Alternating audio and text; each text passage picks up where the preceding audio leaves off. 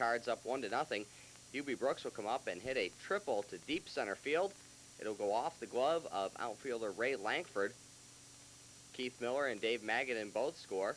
RBIs number 17 and 18 for Brooks, and the Mets jump out on top by a score of 2-1. Howard Johnson brings home Brooks on a sacrifice fly, and the Mets led it by a score of 3-1 after 2 innings. In the bottom of the 4th inning, the Mets add to their lead when Kevin Elster comes up and belts a solo home run to left field. Home run number 3 for Elster, RBI number 12, and the Mets lead is extended to 4-1. Kevin Elster would also do it in the field, as here in the top of the 5th inning, with Dwight Gooden on the mound, a soft liner by Ozzie Smith is caught by the diving Kevin Elster to end the top of the 5th inning. Here in the top of the 6th inning, Felix Jose comes up and he hits a sharp liner to first base. Dave Magadan with the nice stop, but Gooden forgets to cover first base, so Felix Jose is safe, and one batter later with the bases loaded, Tom Pagnozzi hits a single into right center field. Guerrero and Jose both score, RBIs number 12 and 13 for Pagnozzi, and the Mets lead is trimmed to 4-3. Then Gerald Perry comes up and he hits a high chopper to Keith Miller.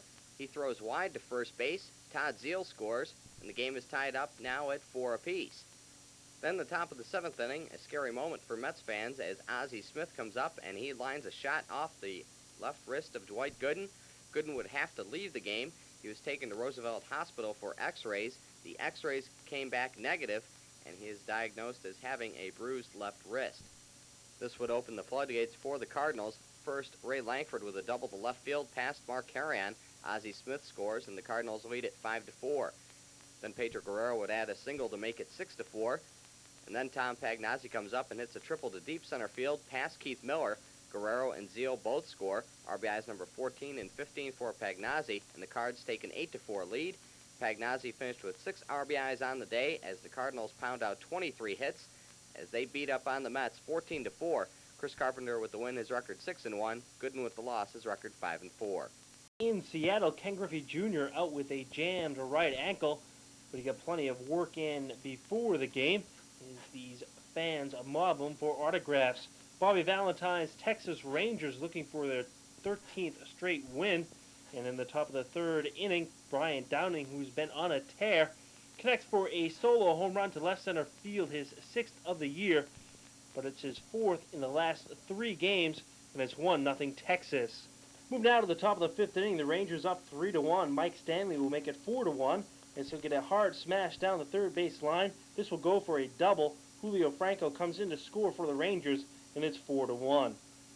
But the new M's will solve Bobby Witt in the bottom of the 5th inning. Ken Griffey Sr. will get a double to right center field off of Bobby Witt.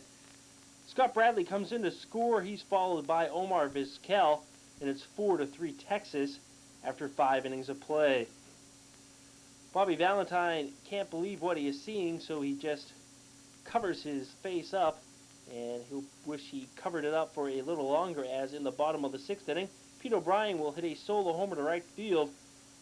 It's his 6th home run of the year, and it tied the game up at 4. Move now to the top half of the 7th inning. Some fireworks for the Texas Rangers. Gary Pettis goes the opposite way. Mike Stanley comes in to score as Ken Griffey Sr. bobbles the ball. 5-4 Texas. And then Brian Downing continues his hot streak as he gets a base hit off of Billy Swift. Jeff Houston scores 6-4 Rangers in the 7th inning. And throw your bat into the stands day continues in the 7th as Palmeiro loses his bat. It flies into the front row, and it hits a woman sitting in the front row right in the wrist. We'll take another look at this as Palmeiro loses the bat. It flies into the seats. Hits the woman right on the left wrist. She got looked at and had to be taken from the game. Mike Stanley offers a bat for Palmeiro's bat, but they wave him away. They keep Palmeiro's bat as a souvenir. Jeff Russell with 2 on in the bottom of the 9th inning strikes out Ken Griffey Sr. looking. The Rangers win 6-4. It's their 13th straight win. Bobby Witt's the winner. Billy Swift the loser. Russell picks up his 11th save. Sunday night at Milwaukee, it's the Milwaukee Brewers taking on John McNamara and the Cleveland Indians. And in the bottom of the second inning, it's Rick Dempsey here with a shot to deep center field. Alex Cole going back, and it's off the top of his glove. Coming around to score will be Dale Svem. And the Brewers take a 1-0 lead. Going now to the bottom of the fourth inning, the Brewers up 2-0. Paul Molitor with a shot to left field. Bo Wowrid tries to get it. He misses it. It goes all the way to the wall. Franklin Stubbs scores. Rick Dempsey chugs home. Paul Molitor winds up on third base with a triple, and the Brewers lead it 4-0. Later on in the inning, it's Willie Randolph with the single to left field. Paul Molitor trots home, and the Brewers lead it 5-0. Going now to the top of the sixth inning with the bases loaded, Mike Huff singles to center field. Joel Skinner and Felix Fermin come in to score, and Milwaukee's lead is cut to 5-2. Then it's Carlos Baerga with a shot up the middle. Mark Lee misses it. Alex Cole comes in to score, and it's a 5-3 ball game. And in the top of the seventh inning, it's Mark Lewis with the swing and the miss, and the somersault over. In the top of the eighth inning, it's Albert Bell here, connecting for a two-run homer to deep center field. For Bell, it's his ninth home run of the season. RBIs number 26 and 27. This tied the score at 5. Still in the top of the eighth inning, it's Mark Lewis with the single to left field. Chris James digging for home. The play is close, but Chris James dives in safely, and it's a 6-5 Cleveland lead. Until the bottom of the eighth inning when Robin Yount comes through with this opposite field home run to right field. For Yount, it's his ninth home run of the season, RBI number 30, and we're tied at 6. It stays that way until the bottom of the 10th inning. Greg Vaughn versus Doug Jones, and bang, that ball is long gone for Greg Vaughn, home run number 8. This is the game-winning home run off of Doug Jones. Jones falls to 1-4. Krim, the winner, is 3-1. Milwaukee beats the Cleveland Indians 7-6. In Toronto, Mark Whitten of the Blue Jays serving the last day of his suspension. 2 outs, bottom first inning. Gary Gaetti will hit a solo homer off of David Wells into the left field seats, his 7th home run of the year. And the Angels jump out to a quick 1-0 lead. Move now to the bottom of the second inning. The Angels get a couple more runs. Luis Sojo with a double off the top of the left field wall. Dave Winfield will come in to score from second base. Junior Felix will take a wide turn at third base. He tries to get back to the bag, but Ed Sprague will tag him out. And that would be costly, as Dick Schofield will get a base hit that will score Soho from second base. RBI number 8 for Dickie Schofield, and the Angels' lead is now 3-0 after 2. Top of the third inning, the Blue Jays do get a run. Kenny Williams with a home run to left field, his first of the year, just fair. RBI number 2. It's now 3-1 California. Move now to the bottom of the third inning. Dave Winfield will double to left field off of Wells. Dave Parker comes in to score, RBI 25 for Winfield. 4-1 California. Junior Felix drove in Winfield, and it's 5-1 after 3. 5-2 now in the bottom of the fifth inning. 2 outs. Dave Winfield, who went 3 for 3 in this game, hits a solo homer off of Mike Timlin. To left field, his 6th of the year, his 384th of his career. And the Angels' lead over the Blue Jays is up to 6-2. Things are looking pretty good for the Angels in this ball game, as Mark Langston would be on the mound for the Mariners. Langston would throw his 3rd complete game of the year. In the top of the 9th inning, he strikes out Ed Sprague for his 8th strikeout victim. That ended the ball game. The California Angels defeated the Toronto Blue Jays by that final score of 6-2. Langston picks up his 5th straight win and ups his record to 6-1. Wells, on the other hand, drops to 5-4. But all is happy in California as the Angels win 6-2. Sunday afternoon at Oakland, it's the Oakland A's taking on the Chicago White Sox. And it's Dave Stewart's first game back since May 8th when he suffered a ribcage injury. In the top of the first inning with Tim Raines on second base, after a single and stolen base, Lance Johnson comes through with a single to center field. Tim Raines scores easily. This gives the White Sox a 1-0 lead. Going now to the bottom of the second inning, it's Terry Steinbach here with the shot to right field. Just off of Sammy Sosa's glove, Harold Baines will come in to score. Then Mark McGuire runs right over Rene Latchman as he tried to hold him up at third base. Mark McGuire scores, and this makes the score 2-1 White Sox. There you see Rene Latchman getting up. There was no coverage of it, but trust me, it happened. Later on in the inning, Mike Gallego with the single to left field.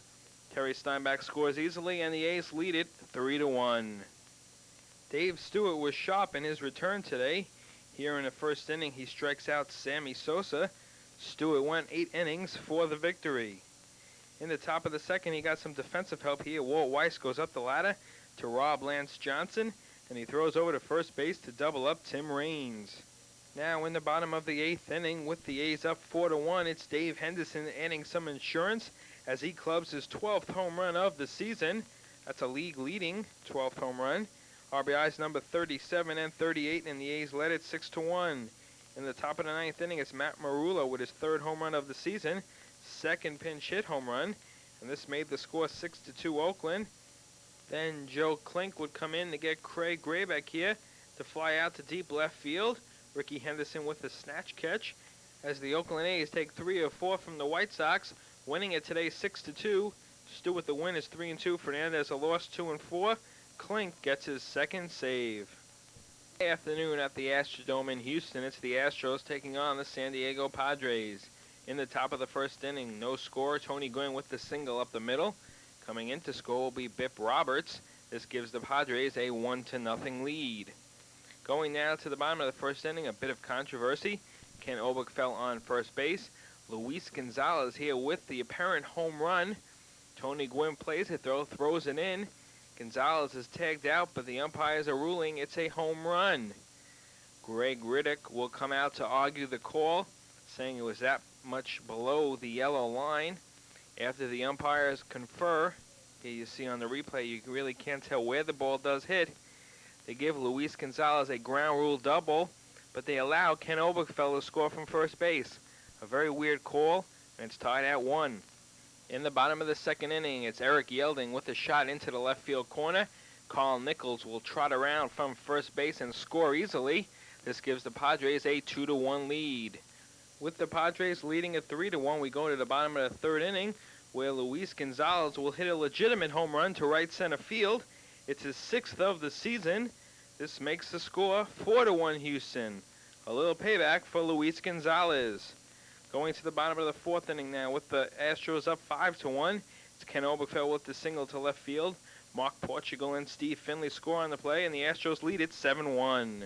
The beneficiary of all these runs is Mark Portugal. He will get his 10th straight win in the Astrodome as the Astros go on to crush the Padres 13-3. Expos, top of the first inning, Ron Hassey will double to center field off of Rick Sutcliffe. Doug DeCenzo tries to get it, but can't make the catch in the ivy. Larry Walker and Tim Wallach score RBI 10 and 11 for Hassey, and it's 2-0 Montreal. 3-0 after 1. Top of the third, Rick Sutcliffe will pounce off the mound after Dave Martinez's bunt. Dives for it on the ground. The backhand flip to Mark Grace for the out. Great effort by Cubs starter Rick Sutcliffe. Will take one more look as he dives for the ball, flips it over to Grace to get Dave Martinez. 4-0 Montreal now in the top of the 4th inning, when Tim Wallach will hit a looper to center field. DeCenzo will start back on this ball and can't get to it as it drops in front of him. Delino, DeShields, and Marquise Grissom score RBI 14 and 15 for Wallach, and it's 6-0 Montreal. But the Cubs will lick their wounds, and in the bottom of the 7th inning with a score 6-1, they'll score 7 runs. Mark Grace will get a line drive base hit to center field. They'll bounce away from Grissom in the center field. Eric Pappas and DeCenzo score RBI 19 and 20 for Grace, 6-3 Montreal. George Bell kept himself ready in the dugout in case he's called for to be a pinch hitter. Chico Walker with a base hit to right field. Mark Grace came in to score for Walker. It's his 3rd RBI of the year, 6-4 Montreal. Buck Rogers will come out to argue with Dan Wickman about the way Wickman has been calling balls and strikes, and Rogers gets himself tossed for arguing balls and strikes. 6-5 on a ground out. Now with 2 outs and 2 on, George Bell indeed does step to the plate, and he unloads for a 3-run homer off of Barry Jones. It's his 2nd pinch hit homer of the year, as the Chicago Cubs come back from 5 runs down to score 7 in the bottom half of the 7th inning to give manager Jim Essien his 5th straight win against no defeat since taking over for Don Zimmer. The Cubs win 8-6 in dramatic fashion over the Expos.